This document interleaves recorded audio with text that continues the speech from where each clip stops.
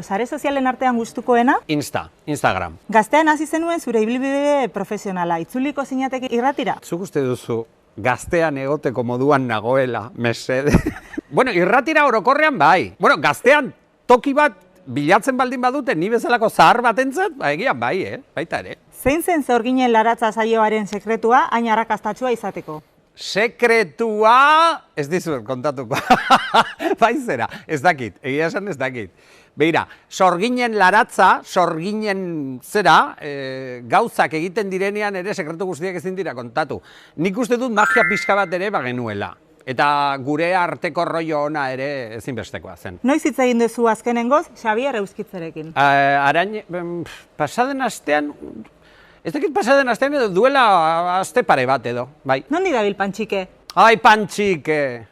Pantxike, Rekplay! Hortik ibiliko da, hortu batean edo, baratzean, ez? Ari berari asko gustatzen zitzaion eta. Munduko zein profesionalekin nahiko zenuke saio bat aurkeztu? Mundukoa? Saio bat aurkezteko?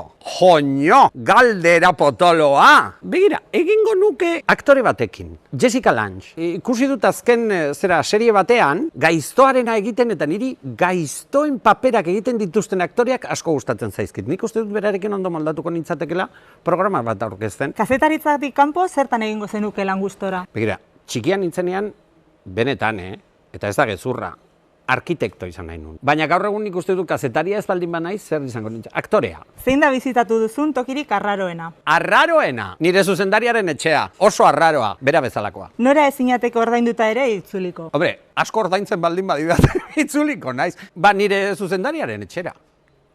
Eta bidaiatzeko aukeratu bat. Aurrez betetako autobus bat? Ez. Trenean isildu gabe doan pertsona baten konpainia? Ez, beraz hirugarrena. Ala usaintxarra duen pertsona bat parean hegazkinean? Neska, usaintxarra duen horren ondoan hegazkinean, nik maskarilla jarriko nuke. Deskompresión, eta maskarilla. Bizitzeko, ea, Bilbo ala Donostia? Hirurek, ezin dut, bat aukeratu behar dut? Bilbo. Zenbatero joaten zara arropa erostera? Sekule bez. Erosten didate. Ez. Ba gutxitan egia esan. Gero eta gutxiago. Ez zait gustatzen. Eta nola internetez ere ez naizen moldatzen, trapu zaharrekin bilazken bolada honetan. Erostera joan beharko dute, bai. Betaurrekoak ala bizera, bietako zein gabe ezin zara etxetik atera?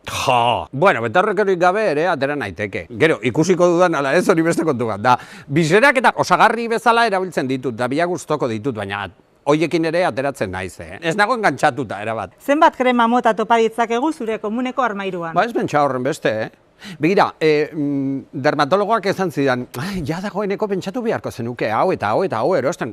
Ja, zahartuta nagoenez ikusten duenez, ba zerbait pestakit porlana jarri behar dudan, ja dagoeneko bera ez erortzeko guztia, baina askorik ez, hidratante bat. Pandemia garaian zerekin betetzen zenituen eguneko orduak? Programa bat egite. Pandemia garaian ez da baidan programa saioa egiten nuelako. Eutxigoia. Zein da inoiz jaso duzun oparirik kaskarrena? Kaskarrena? A ber, nire lagun batek azken momentuan erositako kuaderno sistrin bat oparitu zidan. Gainera berak esan zidan, aizu, baina oso polita da, begira zen nolako azalak dituen. Kaka bat zen.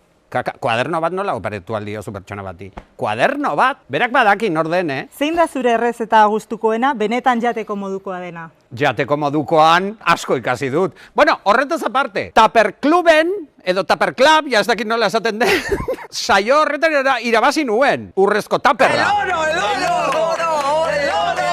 Karrilerak oso ondo egiten ditut. Nire zuzendarian, nire etxera etortzen da hori jatera bakarrik. Eta azken buruko gogokoena? Ai, pantxineta asko gustatzen zait. Donostian egiten dute leku batean, nire bizioa da pantxineta. Edari bat? Bat bakarrik, zergatik ez bi. Bi? Venga, ardaue, ardoa. Ai, ez dut esango bigarrenaz, esango dute, pijoa den. Venga, esango dut, pisco sour. Zer jartzen zaitu jostagarri? Gauza asko. Eta oso jostagarri aritzeko, goiza, siesta edo gaua? Osea, jostagarri, ja, ulertzen dut. Orain ulertzen dut.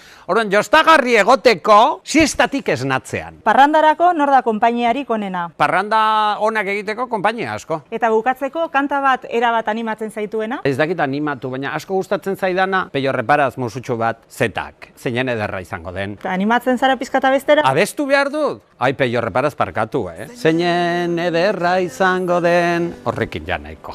Na, na, na, na, na, na. Jazta, jazta.